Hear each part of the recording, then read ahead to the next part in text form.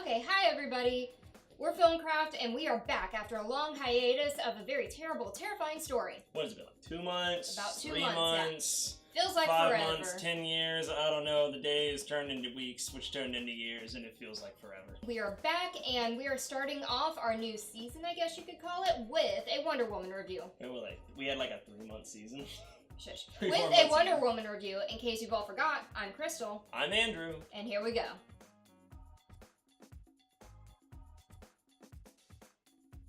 So, Wonder Woman, the newest film in the DC Cinematic Universe, stars Gal Gadot as Diana, Princess of the Amazons of Themyscira. That's a long name. Yeah, this all takes place well before all the events of the DC Cinematic Universe proper. Actually, it really kind of jumps between time a little bit, but only a little bit. It starts off where we left off with Batman v Superman, with Diana, Wonder Woman, orating her story and how she became Wonder Woman. Then it flashes well back to where she was a child, the only child in the entirety of the Amazonian civilization, who was supposedly molded from clay and the god Zeus breathed life into her and gave her life. And until you've seen the movie, that's exactly how it is. And it's about her slowly coming to terms with her own abilities, with her own powers, and her own destiny to destroy the god of war, Ares, and him bringing about the world-ending war and bringing about its destruction. Hence, where you flash forward to where you get amazing charismatic pilot Steve Trevor, played by Chris Pine, crashing on the island of Themyscira and bringing news of World War I to them, thus bringing Diana into her destiny and into her role as Wonder Woman to stop Ares and come to realize exactly how mixed and muddled her view of humanity actually is. By mixed and muddled, I think we mean extremely straightforward and totally not realistic whatsoever. But how mixed and muddled humanity itself actually is. Exactly. She views humans as this really great, benevolent, beautiful species, as she's been taught to, that has only just been corrupted by the gods, but then she slowly has to realize the hard way that it might not really be all that simple. You know, the movie overall, it was pretty good. You know, we were expecting good things from Wonder Woman. It's what we saw in trailers, and it pretty much delivered. Yeah, it actually really delivered on that. You see these trailers, I myself, I'm a DC fan. I kind of really wish Daniel was on this review, but unfortunately Daniel had to be at work, so we couldn't do this review. Because he's the biggest DC fanboy. DC fanboy to the extreme. So with this one, I looked at Wonder Woman, and it's like, the cast looks great. The trailers look great. Everything looks great. And everything is set before the events of DC proper, so they could do it all original and new, knowing their mistakes. I wanted it to be that good. And it was exactly that good. See, this movie was actually exactly what I expected. It wasn't any better than what I expected it to be, but we have differing opinions on that. So we'll just go into what we both agree with instead of wasting y'all's time arguing. First of all, this movie, it is very much actor heavy. Like, this movie cannot actually be very entertaining the way that they set it up as, without very charismatic, good, interesting actors playing very well-written, three-dimensional characters. Which they do, because it follows very much so the journey of Diana Prince, Wonder Woman, and Steve Trevor, the American pilot / spy. And they both do a really good job. Oh my god, Chris Pine as Steve Trevor is just the absolute most standout role in this entire movie. He owns every scene he does. He is that monumental casting, like that you very rarely see. Like, he is that Robert Downey Jr. as Tony Stark. You can't picture anyone else playing him at all. He owns it. He absorbs every moment he is on screen of this guy who's thrust into this very magical world and has to bring part of it back into his terrible, terrible war-ridden world, and just has so much humor and vibrance and character. He brings it to life. He brings his character to life. And then Gal Gadot actually does a very good job of playing this really fish out of water character. The very fish out of water character with all his hopes and dreams and kind of naivete. Yeah, that comes with her the character, but also portraying all that really amazing strength and intensity and ferocity and integrity. So casting wise, it was really good. Acting wise, it was really good between those two and their Howling Commando light characters they get, a Scotsman, an Apache chief, and like this Serbian French spy. that they bring in there, and that's their team. They get later on in the movie that are like just a ton of fun. Like they have a lot of time spend them. The comic relief. They spend the time talking about how hot Wonder Woman is, but how awesome and badass she is. I am frightened, but also aroused. Right? Yeah. So casting wise, really good job. Even with the villains, honestly, they had.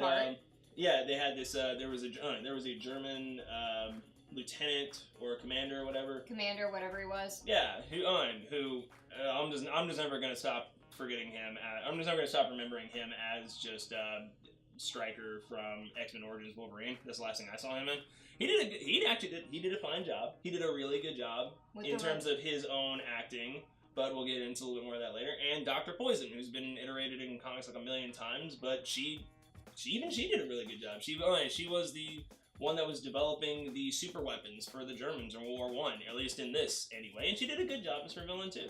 Moving on from that though, the scenery, how it was filmed, the lighting, the contrast, everything was gorgeous. Cinematography. This was a very colorful, when it needed to be, pretty movie. And that's really surprising because a lot of DC movies are really bad at putting everything through that terrible gray filter. Yeah, that gray-brown poop filter. They just make everything really dark and dour and serious. This movie knew that it needed to be very bright and vibrant and colorful. And have more light in it. Yeah, when it needed to be. Is like, even when they were in London, things were kind of brown and darker, but they were still very vibrant and popped out, even as they were a bit darker. So that's what I love. I loved the acting. I loved the characters. I loved how well they interacted with each other, even though not all the jokes land and hit. Most of them do. Most of them really do. I love the vibrance of the movie, and especially as is needed in these kinds of movies, I loved the action. There's 3 big action set pieces in this movie. One for each act. One for each act, honestly. If you know anything about 3-act structure, you can tell exactly how they did that. Like, the very first one, you'll see is when the Germans are trying to take over Paradise Island, or just invading them. They're invading Paradise Island. Invading Paradise Island is this badass scene of, like, hunter warrior women that are trying to defend their island, all on horseback with arrows, and badass with the Germans and the guns. It's really cool. And then you get the second scene, one where it's like, you get the full payoff of what you've seen in the trailers of Wonder Woman, full garb, going right into battle, kicking German soldier ass, and it is all kinds of intensive awesomeness, and it's filmed super well. For the most part. It's not super over CGI bloated. It's a lot of really great mixtures of practical effects with some CGI touch-up to them because they are doing some kind of superhuman-y shit. I was gonna say, for me, my reservation on that is as much as I liked the action scenes, and I really did, the one thing that I think they overused a little bit was the slow motion. Yeah. It was needed in some parts because all of the fighting is very fast-moving, fast-paced. Yeah. But at the same time, you don't want it for every single thing that Wonder Woman does. Sometimes you want to see her whipping around and fighting, and sometimes they just overuse it a little bit. One big concern I have as a guy, not just as a guy, but also as a fan of Wonder Woman, I'm mixed on both sides on how exactly they would approach this kind of... You can't approach Wonder Woman in a movie without having some feminism in it. A little bit of feminism. Obviously, you're going to have some political drama, especially the time period based in, like, well before there was real women's rights, and how the way that people treated women, especially in time of war. And the fact that you're using this character of Wonder Woman, which has been one of the big standout feminism roles in all of history. She's the most recognized female superhero of all time. And so I was really kind of curious on how they would approach that. They use her fish out of water scenario to approach things like misogyny, like feminism, like women's rights, and a lot of those things that you knew they were going to have to approach, and they do it really well. They touch on it on both sides and don't make anyone look like the bad guy, but just as a product of the except time. for the actual bad guy. He's an actual bad guy. Yeah. Okay, so let's move on. Those are what we liked about this movie. We did have a couple of dislikes, you know? Yeah, because this movie ain't perfect. There's very few perfect movies out there.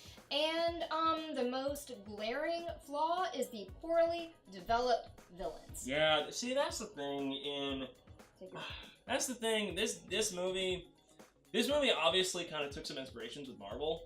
Where not in the good way, though. Yeah, no, honestly, in part of the good way. And how Marvel has always been making, like, really great heroes, which caused them to slack on their villain. Where they went really hard on the pro tag, they went really hard on Wonder Woman. They developed a really great romance, one of the few good superhero movie romances I've ever seen on screen that I genuinely love. But because of how much focus they put on them, it took away a lot from the villains. And there's a few villains in this movie. Yeah. They have the big villain of Ares, which I'm not going to spoil how he's done. And they have Ares, and it's just so underwhelming how they approach the god of war. They build him up through the entire movie as this massive, menacing force, this very interesting character with this interesting backstory. They talk about it, but they don't really show it, and they don't really show this character and how that really is. Yeah, here's the thing about this movie. It's got two really great first acts. Yeah, the first act of this movie is awesome. It's the build-up, it's the introduction of this world, of the magical, mythical aspect of it, and the actual World War aspect. It's building the characters, building the universe, and sending them out on their journey. The second act has her experiencing the fish out of water scenario as Steve Trevor was in the first act, with him being on Paradise Island, trying to figure out her way through the world and how that she fits in there. dealing with her clash of morals against how the world actually is. Yeah, it's dealing with all that and showing the devastation of this war, and it's really, really interesting. The third act, however, just rushes a lot of shit. Like it really does. It really starts kind of giving a lot of convenience situations that just try to push everything to where they need to go. There's a lot of good parts of it, don't get me wrong. There's a lot of really good parts of it. There's some really good intimate moments. But you don't want it to have a lot of good parts to the sacrifice of the whole. It's like I said, there's 3 big battle scenes in the movie. The third is when they're taking the big German base. And that's where they do their big epic action set pieces, which the other ones actually heavily relied a lot on practical effects with mixtures of little bits of CGI where they needed it. This one went full CGI, and a lot of it. There was some practicality, but it went heavy CGI, and it's distracting from a lot of the aspects of the first movie, and it's got an unnecessary final battle. What it felt like, honestly, is they got to the end of the movie, they realized, oh shit, we still have $30 million in the budget. What can we do? Oh, big final battle with lots of CGI. Let's do it. Yeah, and that's pretty much what it felt like. Yeah, and it's like, don't get me wrong, it's nowhere near like Doomsday at the end of Batman v Superman. No, it's a lot better than that. It's a lot better than that, and it feels more deserved than that. It makes more sense. It still seems unnecessary. It still seems distracting. It still seems like it wasn't deserved. That particular one they did wasn't deserved. You'll know when you see it. There's this point where it feels like the movie should stop. It still feels like this would have been better in another movie. They would have had more time to flesh it out. It wouldn't have been as rushed. But my thing is that though I didn't like that aspect of it, I don't think it was nearly bad enough to ruin the rest of the movie for me, like ones like ones like Suicide Squad or Man of Steel or Batman v Superman did with their final battle. So my final thoughts: I didn't go through this movie with the greatest anticipation for it, and I'm not going to put blinders on, absolutely, because though I anticipated this movie well enough, and I'm really thoroughly enjoying this movie, and I'm really happy it turned out as well as it did, I'm not going to pretend like it's a perfect movie, because it's not. You do notice problems in it, but they're not big, they're not huge, they don't destroy the movie. The movie is damn good. From start, I'm not going to put it like on the level of like Logan or Dark Knight or Avengers. It's not going to be one of my top comic book movies of all time. I'll put it more like Ant-Man, Iron Man, Doctor Strange, like a little bit lower. Like Batman Begins. It's that level. It's a really damn good, solid entry in this universe. I would watch it a bunch of times over, and I can't wait to see where they go with the Wonder Woman character from here. Pretty much what he said. I'm interested in seeing where it goes. Blah, blah, blah. He already said it all because he's a big mouth. I am a big mouth. But, agree with him. Let's go. Let's see. 7 lassos of truth out of 10 for me. I want to say like 7. I want to say like whatever Invisible Jets out of 10, but they didn't do that. They didn't do that. I see 7.5 lassos of truth out of 10. I can't wait to see it again. I can wait to see it again, but I can't wait to see her in other movies. If DC can get their heads out of their asses and take lessons from this movie and realize good narrative straightforwardness, concise stories, really great, interesting, three-dimensional characters, and not just the world around them being interesting and cool to look at, is the most important part of these movies, you'll get a much better movie going forward. It's substance, not style. That's the thing. Substance. Exactly. So anyway, we are going to be getting back into filming more stuff tomorrow. Daniel and I are going to film another Yahoo Answer for all you middle-aged housewives out there who We're watch back, it. mofos! As much as we can be. But until then, I'm Crystal. I'm Andrew. And this is Filmcraft. Bye! Bye!